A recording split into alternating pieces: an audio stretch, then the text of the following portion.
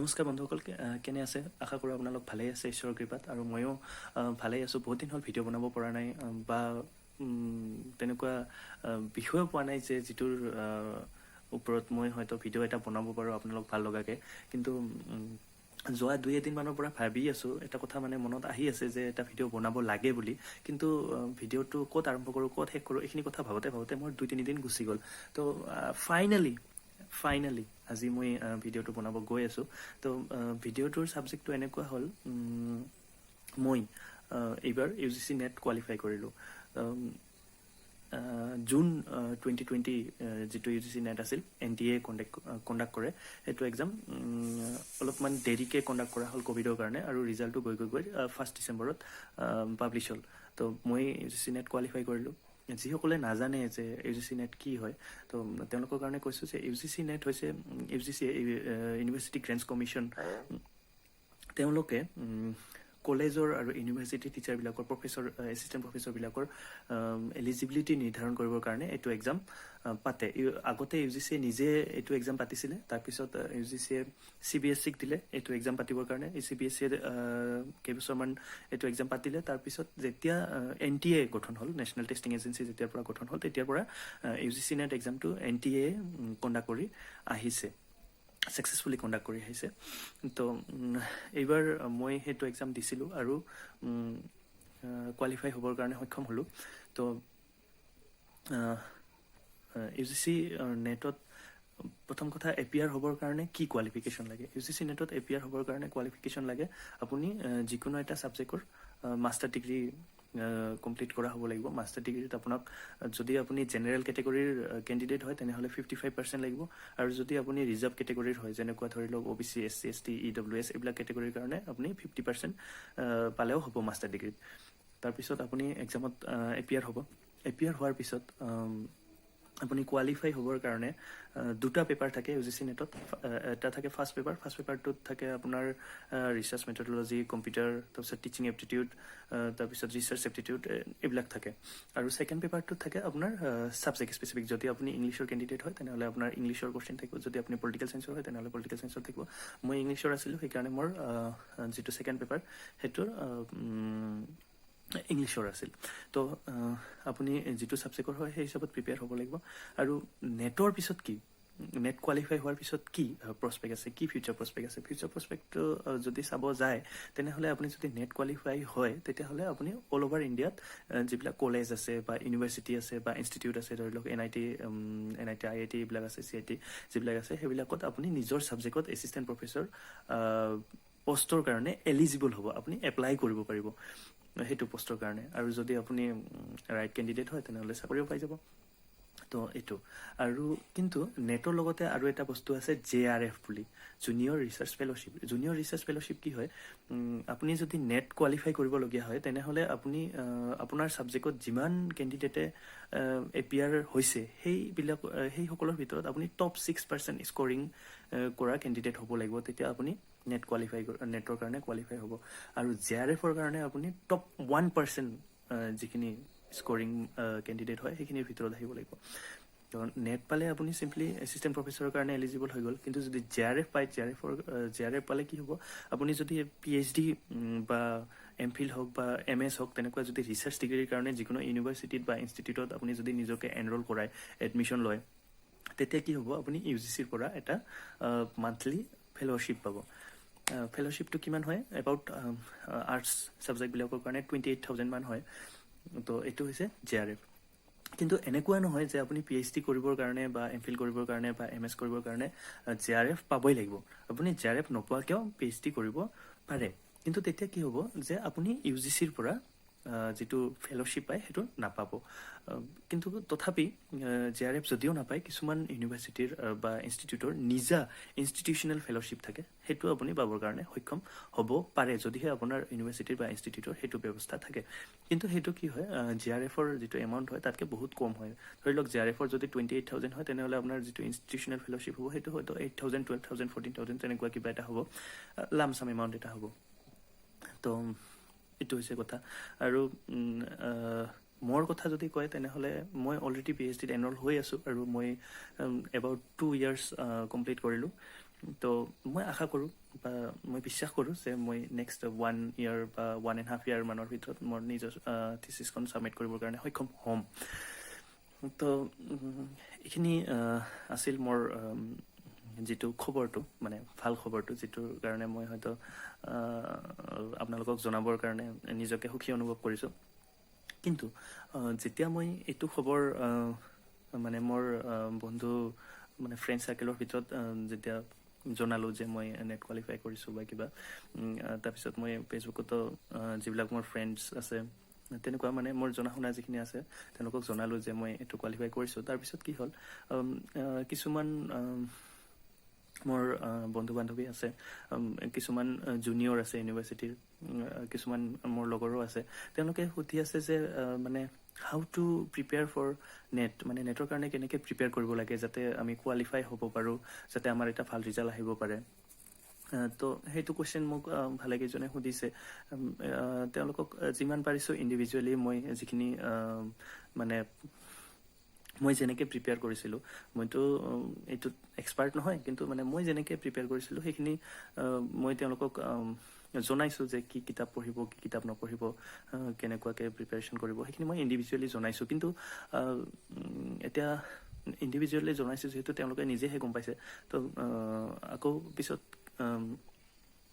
মই ভাবিলোঁ যে মাত্ৰ মই যেনেকৈ প্ৰিপেয়াৰ কৰি লাভ পাইছোঁ, সেই মাত্ৰ যিকেইজন বন্ধু বান্ধৱীয়ে মোক সুধিছে তেওঁলোকেহে বেনিফিট কিয় হ'ব লাগে, সকলোৱে বেনিফিট হওক সেই বুলি ভাবি মই এইটো ভিডিঅ' বনাবৰ কাৰণে ওলালোঁ। তো ইংলিছ ছাবজেক্টত মই নেট পাইছোঁ, সেইকাৰণে মই ইংলিছত কেনেকৈ প্ৰিপেয়াৰ হ'ব লাগে, কি কিতাপ পঢ়িব লাগে নালাগে, দুখনমান কিতাপৰ নাম মই ইয়াতে উল্লেখ কৰি থ'ব বিচাৰিছোঁ। 1 নম্বৰ কথা, কিবা ইংলিছৰ নেটৰ কাৰণে আপোনাক লাগিব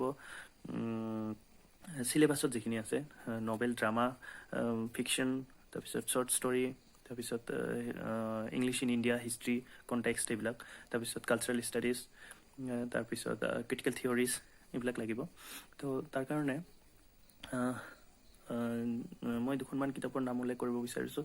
1 নম্বৰ কথা, আপুনি হিষ্ট্ৰী অফ ইংলিছ লিটাৰেচাৰ পঢ়িব লাগিব। অল্ড ইংলিছৰ যিখিনি হিষ্ট্ৰী আছে সেইখিনি ইমান এটা ইম্পৰ্টেঞ্চ নাই আজিকালি, সেইবিলাকৰ পৰা বেছি কুৱেশ্যন এটা নাহে। তো আপুনি শ্বেক্সপিয়াৰৰ পৰা আৰম্ভ কৰি বাকীখিনি পঢ়িব পাৰে, মডাৰ্ণ টাইমছ, পষ্ট মডাৰ্ণ টাইমছলৈকে। সেইটো কাৰণে আপুনি এণ্ড্ৰু চেণ্ডাৰ্ছৰ এখন কিতাপ আছে, the short Oxford history of English literature, সেইখন পঢ়িব। তাৰপিছত আমাৰ বিভাস চৌধুৰীৰ যিখন আছে, the cultural history of English, social and cultural history of English literature, সেইখনো পঢ়িব পাৰে। সেইখিনিৰ পৰা আপুনি ভালেখিনি ডাটা পাই যাব। তাৰপিছত আকৌ হিষ্ট্ৰী অফ ইংলিছ লিটাৰেচাৰৰ যদি কথা কৈ আছোঁ, তেনেহ'লে আপুনি ডেভিড ডেচিছৰ যিখন আছে critical history of English literature, সেইখনো পঢ়িব পাৰে। তো আৰু নেক্সট যিখন আপুনি ইম্পৰ্টেণ্ট কিতাপ পঢ়িব লাগিব সেইখন হৈছে the Oxford Companion to English literature, Margaret ড্ৰেভেলৰ যিখন। সেইখন কিতাপ হ'ল কি, এনেকুৱা ডিক্সনাৰী টাইপত বনোৱা আছে, তাতে এণ্ট্ৰিবিলাক আছে, ৰাইটাৰৰ নাম আছে, ৰাইটাৰৰ নামেদি এণ্ট্ৰি আছে, তাৰপিছত যিবিলাক ইম্পৰ্টেণ্ট লিটাৰেৰী ৱৰ্কছ আছে সেইবিলাকৰ নামেদি এণ্ট্ৰি আছে, তাৰপিছত যিবিলাক লিটাৰেৰী টাৰ্মছ ইম্পৰ্টেণ্ট যিবিলাক আছে সেইবিলাকৰ কিবা দি এণ্ট্ৰি আছে। তো সেইখিনিৰ পৰা আপুনি কি হ'ব, ভালেখিনি ডাটা কালেক্ট কৰিব সক্ষম হ'ব। আৰু যিহেতু UGC নেট এক্সামটো আপোনাৰ অবজেক্টিভ টাইপ কুৱেশ্যন আহে, সেইকাৰণে আপোনাৰ তাৰে পৰা যিখিনি ডাটা আপুনি কালেক্ট কৰিব, সেইখিনি কথা যদি আপুনি ভালকৈ মনত ৰাখিব পাৰে, তেনেহ'লে আপোনাৰ এক্সামত সুবিধা হ'ব। আৰু এইকেইখন কিতাপৰ উপৰিও আপুনি আৰু কিতাপ পঢ়িব লাগিব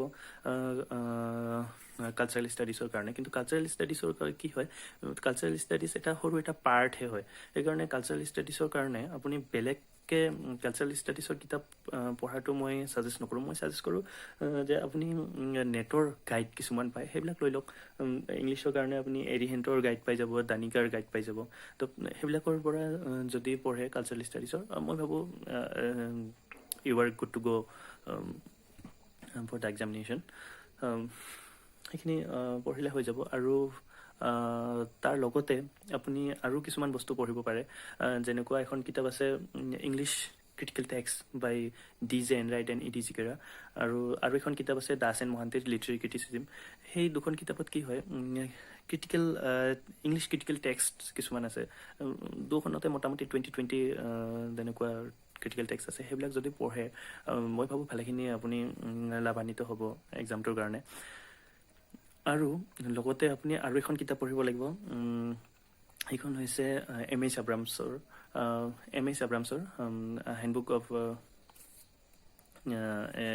অফ ইংলিছ ক্ৰিটিকেল টাৰ্মছ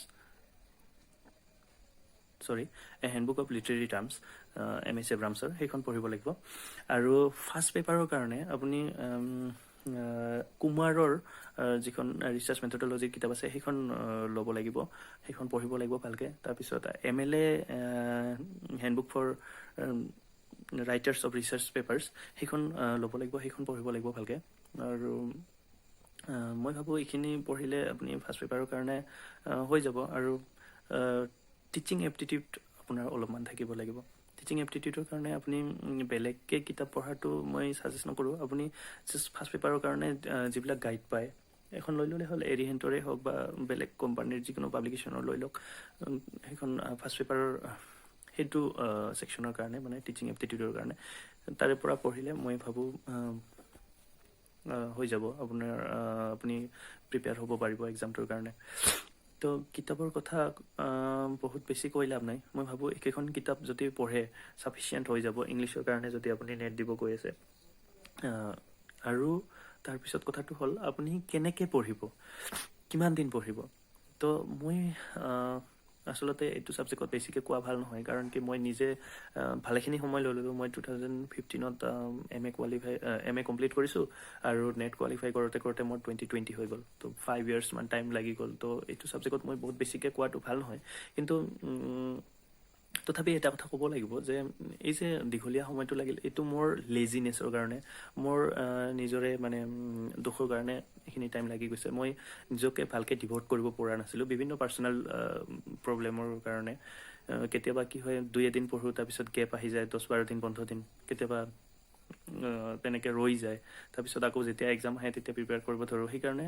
কি হয় মোৰ প্ৰিপাৰেশ্যনটো আগতে ভালকৈ হৈ উঠা নাছিল সেইকাৰণে মই নেটটো কোৱালিফাই কৰিবৰ কাৰণে সক্ষম হোৱা নাছিলোঁ কিন্তু এইবাৰ কি হ'ল মই ভালেখিনি সময় ডিভ'ট কৰিবৰ কাৰণে সক্ষম হ'লোঁ সেইকাৰণে হয়তো এইবাৰ মই কোৱালিফাই কৰিবৰ কাৰণে সক্ষম হৈছোঁ তো what I would suggest is that আপুনি যদি 4-5 মান্থছৰ কাৰণে যদি কণ্টিনিউৱাছ ষ্টাডি কৰে পাৰ ডে ধৰি লওক 3 to 4 hours মান যদি কণ্টিনিউৱাছ ষ্টাডি কৰে তেতিয়া মই ভাবোঁ 5-6 months মানত হৈ যাব আপুনি নেটৰ কাৰণে প্ৰিপেয়াৰ হৈ যাব নেট আপুনি পাবৰ কাৰণে সক্ষম হ'ব আৰু পঢ়াত এটা টেকনিক যদি আপুনি ফ'ল' কৰে তেতিয়া লাভ হ'ব টেকনিকটো হৈছে এনেকুৱা যে সপ্তাহত 7 দিন আছে 7 দিনৰ ভিতৰত আপুনি কি কৰিব 5 দিন ধৰি লওক নতুন ষ্টাডি কৰিব মানে ধৰি লওক মানডেৰ পৰা ফ্ৰাইডেলৈকে আপুনি নতুন টপিক ষ্টাডি কৰি থাকিব আৰু ছেটাৰডে ছানডে আপুনি কি কৰিব নতুন বস্তু ষ্টাডি নকৰিব যিখিনি বস্তু আপুনি আগতে ষ্টাডি কৰিছে সেইখিনি ৰিভাইজ কৰিব বা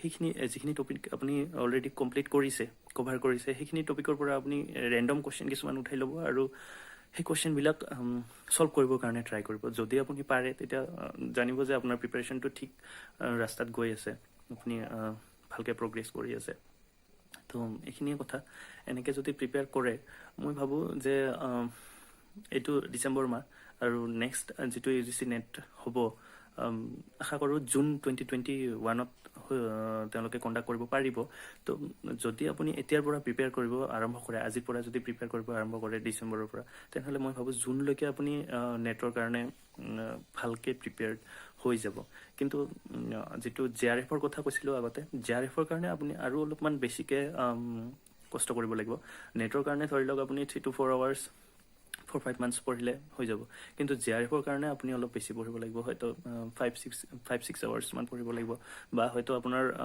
যদি 3 to 4 hours পঢ়ি থাকে তেনেহ'লে 5-6 monthsত হয়তো নহ'ব পাৰে JRF আপোনাৰ হয়তো আৰু এটা এটেম্প্ট ল'ব লাগিব হয়তো আৰু 2-3 মাহ এক্সটেণ্ড কৰিব লাগিব তেতিয়া আপুনি JRFৰ কাৰণে প্ৰিপেয়াৰ হৈ যাব তো ভিডিঅ'টো বহুত দীঘলীয়াই হ'ল তথাপি ভিডিঅ'টো চোৱাৰ কাৰণে ধন্যবাদ জনাইছোঁ আৰু যদি ভিডিঅ'টো অলপমান ইনফৰ্মেটিভ লাগিছে অলপমান যদি ভাল লাগিছে মই একদম অন্তৰৰ পৰা কথাখিনি কৈছোঁ যদি আপোনালোকক ভাল লাগে তেনেহ'লে প্লিজ ভিডিঅ'টো লাইক এটা মাৰি যাব আৰু চেনেলটো ছাবস্ক্ৰাইব কৰিব নাপাহৰিব যদিহে ভাল লাগিছে আৰু যদি ইনফৰ্মেটিভ লগা নাই তেনেহ'লে আপোনালোকে ডিছলাইকো মাৰিব পাৰে তো এইটো ভিডিঅ' দেখি নিয়ে ধন্যবাদ